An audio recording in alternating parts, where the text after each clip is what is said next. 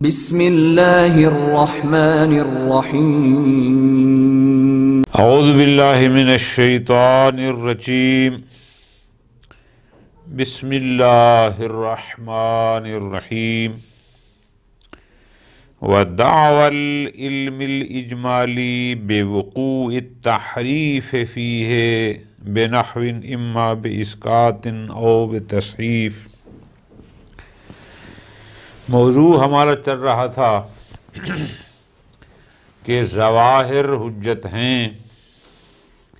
درمیان میں اخباری حضرات نے کہا کہ باقی ظواہر تو حجت ہیں لیکن ظواہر کتاب حجت نہیں ہیں۔ 5 دلیلیں انہوں نے اپنے اس دعویٰ پر دیں۔ ملا خن رحمہ اللہ نے ان 5 دلیلوں کا ایک ایک کر کے جواب دیا۔ آج اس کو چھٹی دلیل کہہ لیں کہ اگر کوئی اخباری یہ کہے یا کوئی بھی شخص کتاب کے ظواہر کی عدم حجیت پر یہ دعویٰ کرے، یہ دلیل دے، کون سی؟ کہ جی قرآن مجید میں تحریف ہوئی ہے اور جو ظاہر کتاب ہم لے رہے ہیں ممکن ہے یہی آیت مجیدہ جس معنی میں جس حکم میں ظہور رکھتی ہے ممکن ہے کہ یہ محرف ہو۔ چونکہ تحریف ہے تو لہٰذا ہم اس کے ظاہر کو بطور دلیل پیش نہیں کر سکتے، یعنی اسے استدلال نہیں کر سکتے۔ تحریف سے مراد کیا؟ ایک معنی تعریف کا یہ ہے کہ قرآن میں کچھ اضافہ ہوا۔ ایک معنی تحریف کا یہ ہے کہ نہیں، قرآن مجید میں کچھ کم ہوا، کچھ تھا لیکن موجود نہیں۔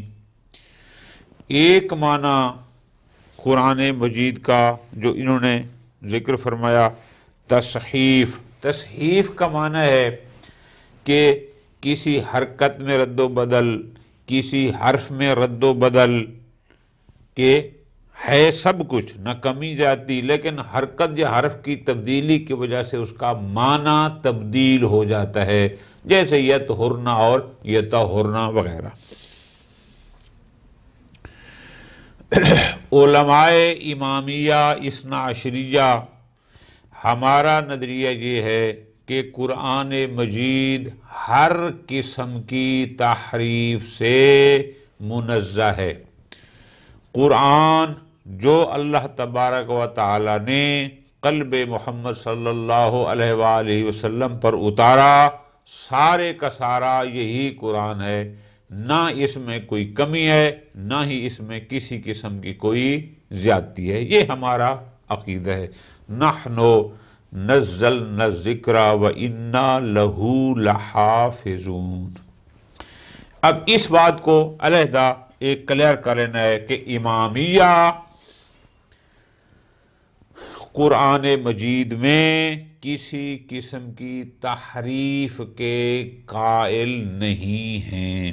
اچھا جی، علماء اہل سنت میں سے کچھ حضرات قرآن میں تحریف کے قائل ہیں۔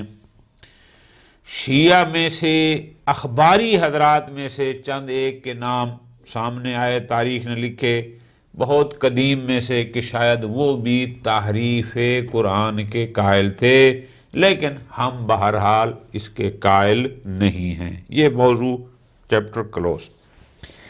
اب جو بات ہو رہی ہے وہ ایک علمی بحث ہے کہ فرض کرو ہم ان روایات کو قبول کر لیں کہ جو تحریف کا کہتی ہیں، یا بعض اوقات عقل کی اس بات کو تسلیم کر لیں کہ کہیں نہ کہیں کچھ نہ کچھ تحریف ہوئی ہے۔ چھوٹی سی مثال، پھر ہم آ چکے، یہ موضوع نہیں، ہم اپنے اصل موضوع کی طرف بڑھیں گے۔ مثلاً کہا جاتا ہے کہ آیت مجیدہ ہے وَإِنْ خِفْتُمْ أَلَّا تُقْسِطُوا فِي الْيَتَامَى فَانْكِحُوا مَا طَابَ لَكُم مِّنَ النِّسَاءِ۔ اب ان خفتم اللہ تقسطوا فی الیتامی، ایک ٹکڑا یہ ہو گیا۔ اگلا ہے فَانْكِحُوا مَا طَابَ لَكُم۔ عقل کہتا ہے کہ ان دو چیزوں میں آپس میں ربط کیا ہے۔ ایک طرف بات یہ کہ ان خفتم اللہ تقسطوا فی الیتامی، اگلی ہے فَانْكِحُوا مَا طَابَ لَكُم مِّنَ النِّسَاء۔ بہرحال یہ ایک بات ہے، بعض حضرات نے کہا، ہمارے علماء کرام مفسرین نے ان کے تفصیلی جوابات بھی ارشاد فرمائے۔ فی الحال ایک علمی بحث کر رہے ہیں کہ اگر ہم عقل کے سوال کو مان لیں اور ان روایات کو جو ان کی تعریف ہوئی ہے فرض کرو اگر مان لیا جائے، اب ترتیب ہم نے یوں بنانی ہے۔ پہلی بات، ہم تحریف کے قائل ہی نہیں ہیں، لہذا قصہ ہی ختم۔ آیت مجیدہ جس معنی میں ظہور رکھتی ہے بس وہی حجت ہے۔ نمبر دو، اگر ایک لمحے کے لیے مان بھی لیا جائے اس بات کو، مان بھی لیا جائے اس بات کو کہ قرآن مجید میں تحریف ہوئی ہے، تو جناب قرآن مجید میں نصوص بھی ہیں، قرآن مجید میں محکم بھی ہیں، متشابہ بھی ہیں، ظواہر بھی ہیں، مجمل بھی ہیں، مختلف ہیں۔ تو جب مختلف ہیں تو اب ہم یہاں یہ کہتے ہیں کہ اگر کوئی تحریف ہوئی ہے تو وہ ممکن ہے متشابہات میں ہوئی ہو، مجمل میں ہوئی ہو، ان میں ہوئی ہو، ان ظہورات میں جو ظواہر ہیں ان میں کوئی تحریف نہیں ہوئی۔ بالکل ہم ترتیب سے چلیں گے ایک ایک کر کے، ٹھیک ہے جی۔ اچھا، یہ ہو گئی ایک بات۔ دوسری بات، فرض کرو مان بھی لیں کہ نہیں جناب تحریف فقط مجملات یا متشابہات میں نہیں ہوئی، ظواہر میں بھی ہوئی ہے، تو پھر ہم کہیں گے ظواہر بھی تو مختلف ہیں۔ آیات مجیدہ ہیں جو عقائد میں ظہور رکھتی ہیں، آیات مجیدہ ہیں جو اخلاق میں ظہور رکھتی ہیں، آیات مجیدہ ہیں جو انبیاء سابقین کے قصص وغیرہ میں ظہور رکھتی ہیں، آیات مجیدہ ہیں جو احکام میں ظہور رکھتی ہیں۔ ہمارا محل بحث آیات الاحکام ہیں کہ وہ آیات جو احکام میں ظہور رکھتی ہیں، بالفرض آپ کی بات مان بھی لی جائے کہ تعریف ظواہر میں ہوئی تو ہم تمام ظواہر کی بات تو نہیں کر رہے، ہم تو بات کر رہے ہیں فقط اور فقط کون سے ظواہر کی؟ جو ظواہر فی الاحکام ہے، یعنی آیات الاحکام کی، باقیوں سے تو ہمارا کوئی لینا دینا ہی نہیں ہے۔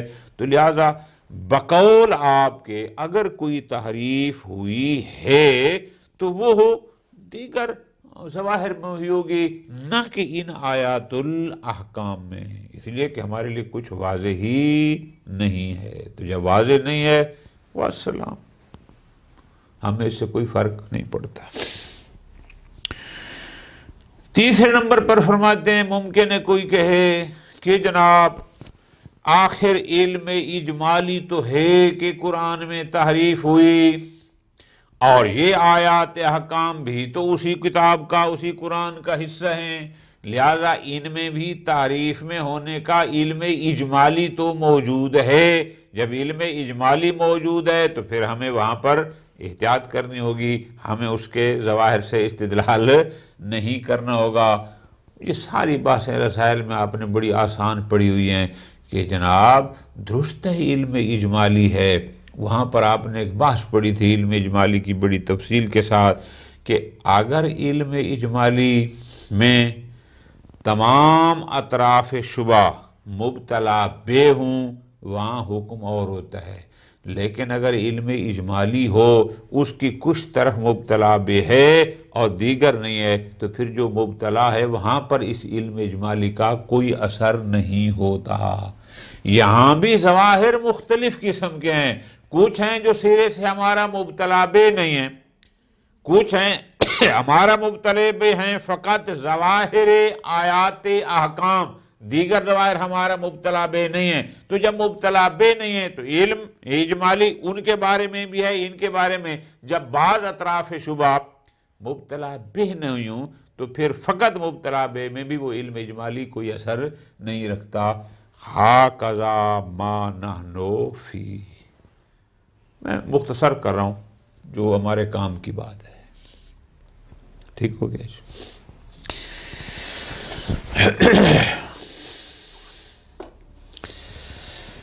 وَدَعْوَ الْعِلْمِ الْإِجْمَالِ بِوُقُوعِ التَّحْرِیفِ فِیہ، پوری توجہ کے ساتھ، ممکن ہے جو کتاب کے ظواہر کی حجیت کے قائل نہیں ہیں وہ ایک اور دعویٰ کریں یا ایک اور دلیل پیش کریں، کون سی؟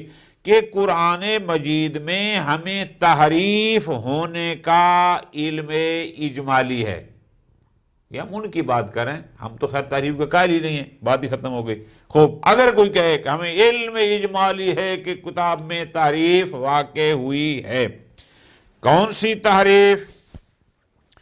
اما باسقاط، اسقاط یعنی اس میں کچھ الفاظ کم ہیں، کچھ مطالب یعنی کچھ جملات نہیں ہیں اس انداز میں، او تصحیف، یا تحریف ہوئی ہے بذریعہ تصحیف۔ تصحیف کیا؟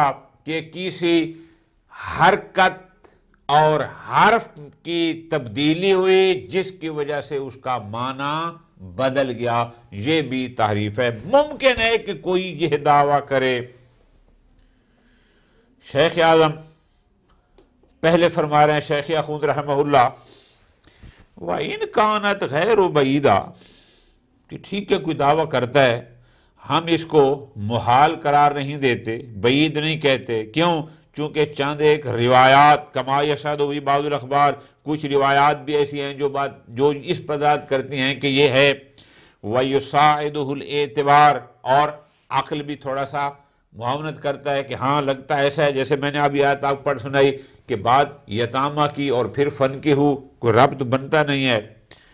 چلو ان دو وجوہات سے اگر ہم کہیں بھی صحیح کہ ایک تعریف ہوئی ہے، تحریف ہوئی ہے جس کے ہم تو قائل نہیں ہیں، فرض کرو ایک لمحے کے لیے علمی بحث کے لیے مان بھی لیں ہوئی ہے، الا انہ لا یمنع عن حجیت ظواہر، مان بھی لیا جائے تو بھی یہ ظواہر قرآن کی حجیت میں مانع نہیں بنتے۔ کیوں جی؟ وجہ فرماتے ہیں، وجہ بتاتے ہیں،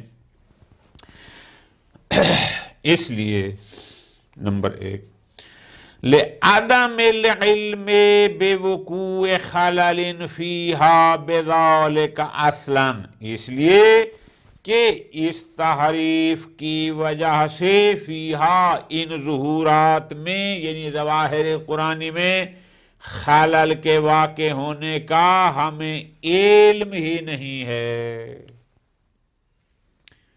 اصلاً ہمیں علم ہی نہیں ہے کہ تحریف کی وجہ سے ان ظواہر قرآنی میں کوئی خلل واقع ہوا ہے۔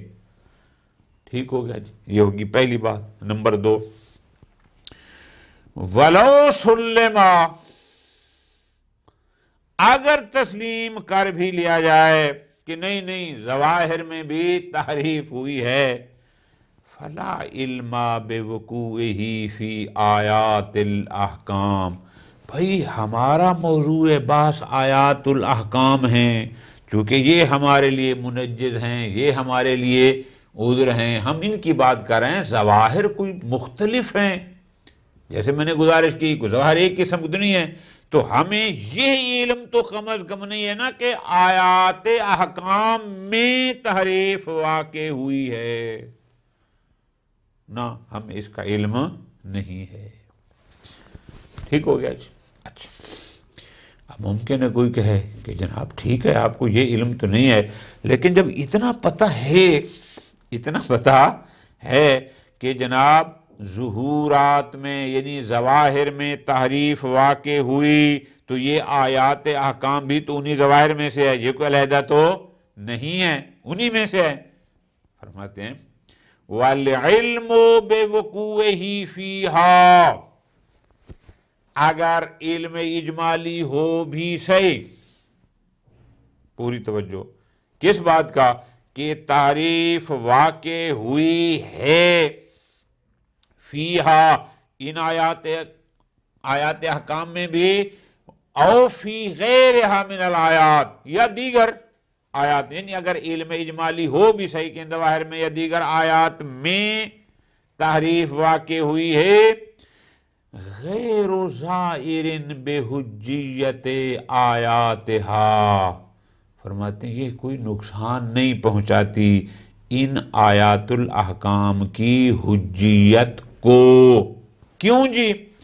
لعدم حجیت ظاہر سائر الآیات، چونکہ آیات الاحکام کے علاوہ دیگر آیات حجت نہیں ہیں، اس لیے کہ وہ ہمارے لیے منجز تکلیف نہیں ہیں، ان سے کوئی تکلیف نہیں آتی۔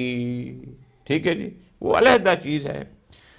اور آپ اس زبان میں کہیں گے کہ ایک طرف آیات احکام، ایک طرف دوسری آیات، یہ بھی ظواہر وہ بھی ظواہر، ہمیں علم اجمالی ہے ظواہر میں تعریف کا، لیکن اس علم اجمالی کے تمام اطراف شبہ مبتلا بے نہیں ہیں۔ تو جب سارے مبتلا بے نہیں ہیں، پھر جو مبتلا بے ہو وہاں بھی علم اجمالی مؤثر نہیں ہوتا۔ یہ ساری باتیں پڑھی ہوئی ہیں آپ کی۔ فرماتے ہیں بس وَالْعِلْمُ الْإِجْمَالِ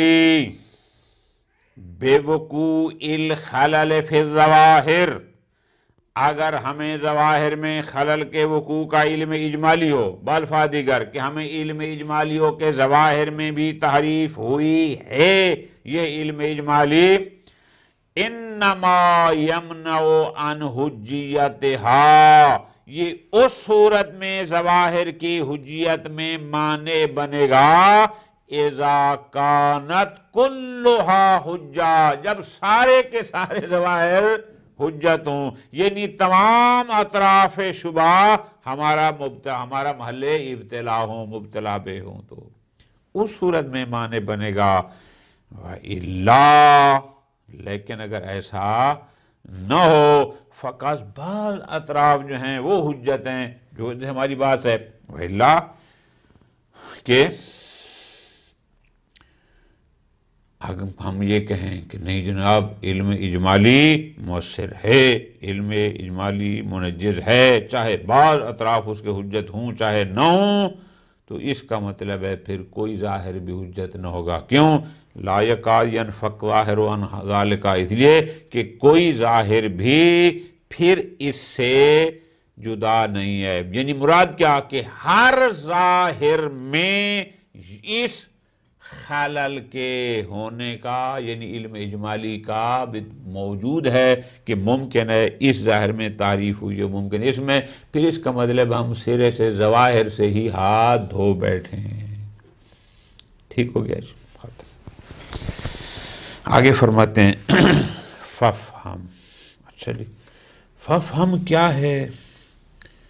فرماتے ہیں کہ ممکن ہے اس ففہم سے مراد یہ ہو کہ نہیں جیسے آیات الاحکام کے ظواہر حجت ہیں، باقی ظواہر بھی حجت ہیں، لیکن ہر ظاہر کا حکم اپنا ہوتا ہے، یعنی ہر ظاہر کی حجیت اس کے اپنے حساب سے ہے کہ یہ آیت اس حکم میں ظہور رکھتی ہے، یہ ظاہر اپنے اس کی حجیت اور ہوگی، کوئی اور شے کسی اور میں ہے تو اس کی ہوگی، اس سے اس کا کوئی تعلق، یعنی یہ آپ نہ کہیں کہ باقی ظواہر حجت نہیں اور فقط یہی حجت، نہ حجت ہیں لیکن اپنے اپنے حساب سے، سب کی حجیت ایک، ہر شے کی حجیت اس کے اپنے حساب سے ہے۔ ٹھیک ہو گیا جی، ختم۔ آگے آ گیا نعم، توجہ کرنا ہے۔ نعم کیا ہے؟ اس میں ملا اخوند رحمہ اللہ ایک جملہ فرمانا یہ چاہتے ہیں، نعم میں پوری غور کرنا وہ یہ ہے۔ پہلے تو یہ کہا کہ اگر ہم یہ کہیں کہ تمام ظواہر میں تحریف کا علم اجمالی ہے، تو انہوں نے فرمایا چونکہ تمام ظواہر یعنی تمام اطراف شبہ، تمام متعلقات علم اجمالی ہمارا مبتلا بے نہیں ہے، ہمارا مبتلا بے فقط آیات الاحکام ہے، اور جب تمام اطراف شبہ مبتلا بے نہ ہوں تو وہاں علم اجمالی مؤثر نہیں ہوتا، کیونکہ باقی اطراف جو ہیں وہ ہمارا مبتلا بے نہیں ہے، لہذا یہ علم اجمالی مؤثر نہیں ہے۔ نام میں ایک نکتہ بیان کر رہے ہیں، تھوڑی سی توجہ فرمانا، وہ یہ ہے لیکن ہمیں جس تحریف کا علم اجمالی ہے وہ تحریف اس انداز میں ہو کہ ہم یہ کہیں کہ ممکن ہے یہاں پر کوئی قرینہ متصلہ موجود تھا جو یہاں نہیں ہے، یا ایسی کلام جو قرینہ متصلہ بننے کی صلاحیت رکھتی تھی اور وہ یہاں موجود نہیں ہے۔ اگر ایسا علم اجمالی ہو پھر یہ علم اجمالی مؤثر ہوگا۔ یہ متصلہ کی بات کیوں کر رہے ہیں کہ اگر کسی قرینہ منفصلہ کا علم اجمالی ہو وہ اس ظاہر کو اپنی حجیت میں رکاوٹ نہیں بنتا، پھر بھی ہم ظاہر کو لیں گے، اس سے استدلال بھی کریں گے، لیکن بات ہے متصلہ کی۔ تھوڑا اور آسان کر دوں، یعنی اگر کوئی کہے کہ قرآن میں تعریف ہوئی، حتیٰ کہ ظواہر میں تعریف ہوئی، تعریف بئی معنی ہے کہ یہاں پر ایک قرینہ متصلہ موجود تھا جو کہ اب نہیں ہے، قرینہ متصلہ کا احتمال ہو، پھر یہ ظاہر اپنی حجیت پر باقی نہیں رہے گا، لیکن اگر قرینہ منفصلہ کا احتمال ہو تو پھر ظاہر کی حجیت پر فرق نہیں پڑتا۔ ذرا غور کرنا، فرماتے ہیں اس نام کو ذرا سمجھنا ہے۔ کیسے؟ نام لو کون الخلل المحتمل فی، کہ وہ خلل جس کا اس ظاہر کتاب میں احتمال ہے کہ شاید یہ خلل ہو، وہ نقص ہو، او فی غیرہ، یا کسی اور مقام پر بھی ظاہر میں اگر ہو، بمتصل بہ، جو ان ظواہر کے ساتھ متصل ہو۔ کیا مطلب؟ کہ ایسا احتمال ہو کہ شاید وہ اس کے لیے قرینہ متصلہ ہو۔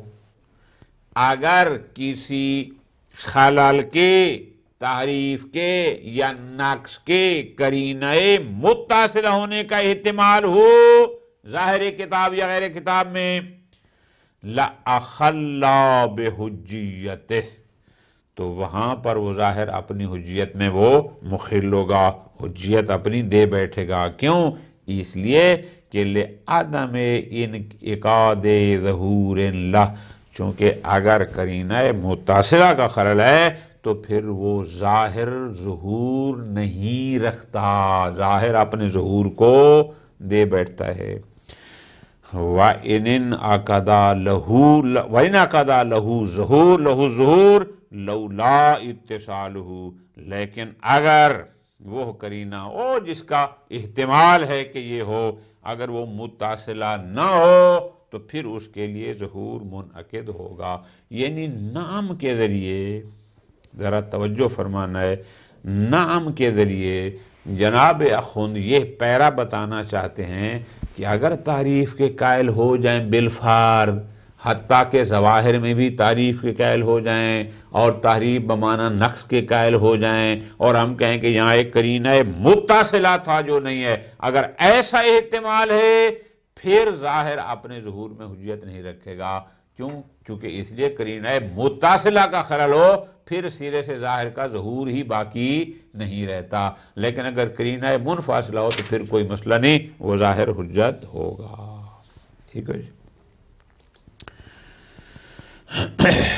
اس کے بعد آگے فرماتے ہیں والتحقیق، یہ بالکل آقا جان ایک آسان سی بات ہے، اس کو بھی ابھی مکمل کر لیتے ہیں، تھوڑا سا 5-6 منٹ اوپر تو ہو جائے گا۔ وہ بات آقا یہ ہے کہ قرآن مجید میں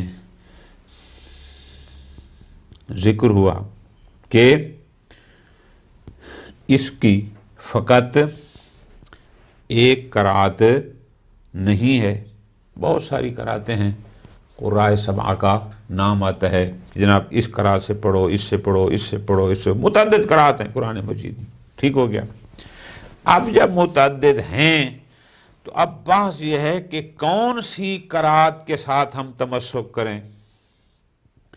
یہ قرأت لیتے ہیں تو معنی یہ بنتا ہے، یہ قرأت لیتے ہیں تو معنی یہ بنتا ہے۔ بڑی مشہور مثال وہ وہی دیتی ہے، حتی یطہرنا اور حتی یطہرنا۔ یطہرنا تشدید کے ساتھ پڑھتے ہیں تو قبل الغسل وتی جائز نہیں ہوتی، اور اگر یطہرنا پڑھتے ہیں تو جائز ہوتی ہے۔ حکم میں واضح ایک فرق آ رہا ہے۔ تو جب قرأت مختلف ہیں اور ساری قرأت سے پڑھنا جائز بھی ہے، یہ بات ہے، تو پھر اس سے پڑھتے ہیں تو معنی کوئی اور بنتا ہے، اس سے پڑھتے ہیں تو معنی کوئی اور بنتا ہے۔ اب کیسے آپ ظواہر کے ساتھ حجیت کو لیں گے اور کہیں گے کہ بس یہی معنی ہی حکم خدا ہے، اس لیے کہ اس قرأت پڑھیں تو پھر معنی بدل جاتا ہے، حکم بدل جاتا ہے۔ اس قرأت کے مطابق حکم یہ ہے، اس قرأت کے مطابق حکم یہ ہے۔ خوب، اب کیا کریں گے؟ اب کیسے ہم تمسک کریں گے ان ظہورات سے؟ ٹھیک ہو گیا جی۔ خوب، میں مختصر کرتا ہوں۔ ملا اخوند رحمہ اللہ یوں فرماتے ہیں جواب میں، ثم ان التحقیق ان الاختلاف فی القراء، اس میں کوئی شک نہیں کہ قرأت میں اختلاف ہے، 6-7 قاری ہیں اور اس میں کوئی شک نہیں اختلاف ہے، اور ایسا اختلاف فی القراء بما یوجب الاختلاف فی الظہور، جو اس کلام کے ایک معنی میں، اس کلام کے ایک حکم ظہور میں بھی اختلاف کا موجب بنتا ہو۔ یعنی ایک دفعہ ایسا اختلاف ہے کہ جس سے معنی پر کوئی فرق نہیں پڑتا، لیکن ایک دفعہ ایسا اختلاف ہے کہ معنی پر فرق پڑتا ہے، یعنی حکم ظہور میں، کہ اس قرأت کے مطابق یہ لفظ اس معنی میں ظہور رکھتا ہے، جبکہ اس کے مطابق یہ لفظ اس فلاں معنی میں ظہور رکھتا ہے۔ اب ایسا اختلاف قرأت جو ظہور میں، یعنی الفاظ کے معانی میں ظہور میں بھی اختلاف کا موجب ہو، توجہ،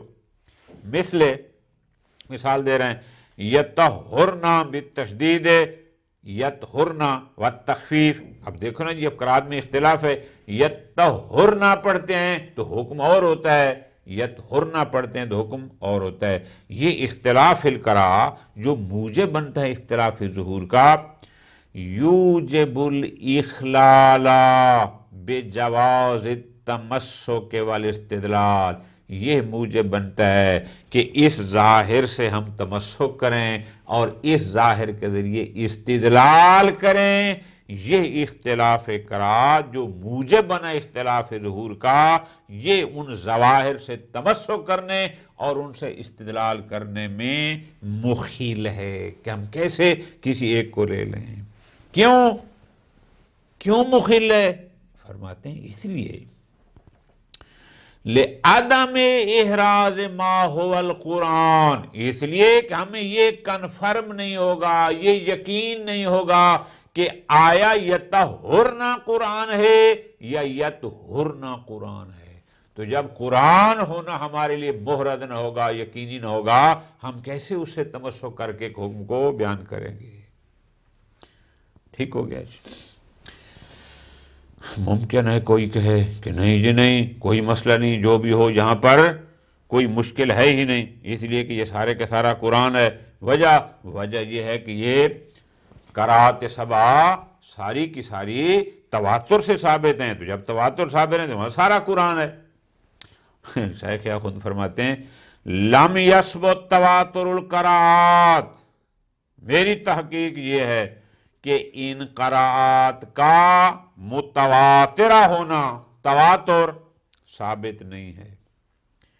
ولا جواز الاستدلال بہا، اور نہ ہی ان کے ذریعے استدلال جائز ہے۔ وَإِنُّ سِبَا إِلَى الْمَشْهُورِ تَوَاتُرُهَا، اگرچہ مشہور کے نسبت جاتی ہے کہ مشہور علماء ان قرات کی تواتر کے قائل ہیں، لَكِنَّهُ مِمَّا لَا أَصْلَ لَهُ، فرماتے ہیں میرے نزدیک اس بات کی کوئی اصل، کوئی بنیاد نہیں ہے۔ یعنی مراد کیا کہ یہ جو مشہور کی طرف نسبت ہے کہ یہ قراءات متواتر ہیں، لا اصل لہ، میں اس کو قبول نہیں کرتا، اس کی کوئی بنیاد ہی نہیں ہے۔ ہاں انما ثابت جواز القراءت بہا، ہاں جو چیز ثابت ہے جس پر ہمارے پاس دلیلیں موجود ہیں وہ ہیں جواز القراءت بہا، کہ ان قراءات کے ذریعے قرآن مجید کو پڑھنا جائز ہے۔ پڑھنا جائز ہونا اور بات ہے، اس قراءت کا متواتر ہونا اور بات ہے۔ آگے فرماتے ہیں پس پڑھنا جائز ہے، لیکن لا ملازمۃ بینہما، لیکن اگر ایک قراءت کو پڑھنا جائز ہو تو کیا اس کا لازم یہ ہے کہ اس کے ذریعے استدلال بھی کر سکتے ہو؟ نہ نہ نہ، قراءت کا پڑھنا جائز ہونا اور اسی کے ذریعے استدلال کرنا، ان کے درمیان کوئی ملازمہ نہیں ہے، کہ ممکن ہے ہم پڑھ تو سکتے ہوں اس کے مطابق، لیکن یہ ضروری نہیں کہ حتماً اس سے استدلال کرنا بھی درست ہو۔ کما لا یخفا، ٹھیک ہو گیا، ختم۔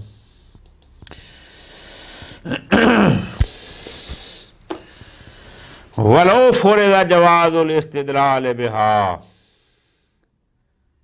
یہ آخری پیرا یہ ہے کہ فرض کرو، میں مان بھی جاؤں آپ کے بعد کہ جناب جس قراءت کو پڑھنا جائز ہے اس کے ذریعے استدلال کرنا بھی جائز ہے، ٹھیک ہے جی، اچھا ٹھیک ہو گیا۔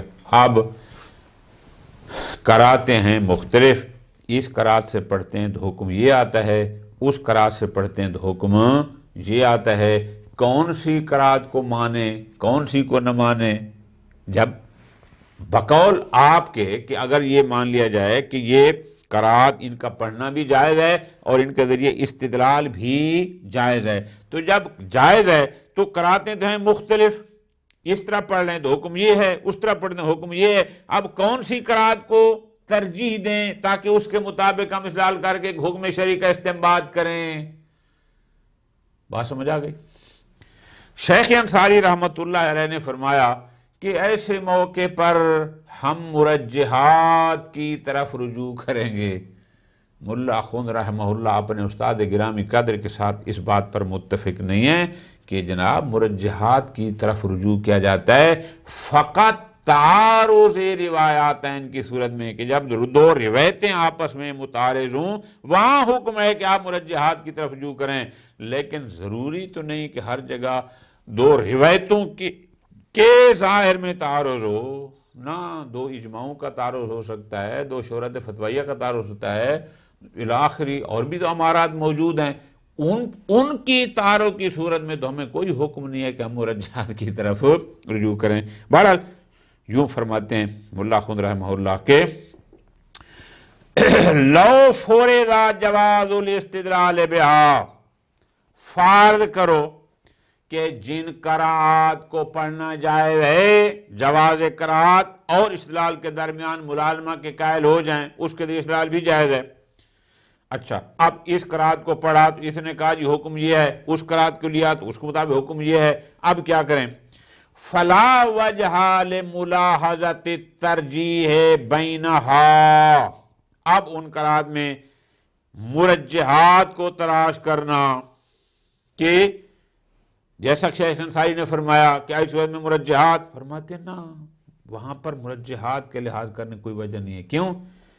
بعد کون الاصل فی تعارض الامارات، جبکہ ہمارے پاس اصل موجود ہے کہ جب دو امارہ غیر علمیہ کا آپس میں تعارض ہو جائے تو اصل اولی ہے سقوطھا عن الحجیہ، وہ ہمارا حجیہ سے ساقط ہو جاتی ہے فی خصوص المعدہ، خصوص المعدہ کیا؟ یعنی آپ نے اس مدلول مطابقی میں کہ اس ہمارے نے کہا مدلول یہ ہے، اس نے کہا یہ ہے، ان کا ہو گیا تعارض، جب تعارض میں اصل سقوطھا، وہ حجیہ سے ساقط ہو جاتی ہے۔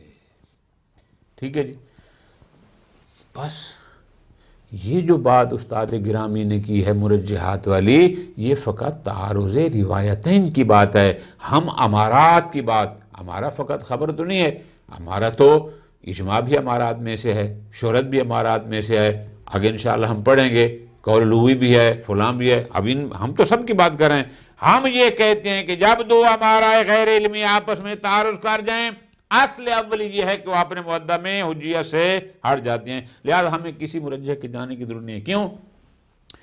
بناء علی اعتبارھا من باب الطریقیہ، چونکہ آپ کو پتہ ہے ہم امارات غیر علمیہ کی حجیت کے قائل ہیں، لیکن من باب الطریقیہ، ہم ان کو فقط طریق الی الواقع سمجھتے ہیں، ہمارا نظریہ واضح ہے۔ وَالتَّخْیِیر بَینَھا بِنَاءً عَلیٰ السَّوِیّہ، اور اگر ہم عامہ کے نظریے کو لیں کہ نہیں ہم ان امارات کو طریق کو بجائے سبب لیں، تو سببیت کی صورت میں بھی پھر ان میں تخییر ہے، تخییر قائل ہوں گے۔ ٹھیک ہو گیا؟ بس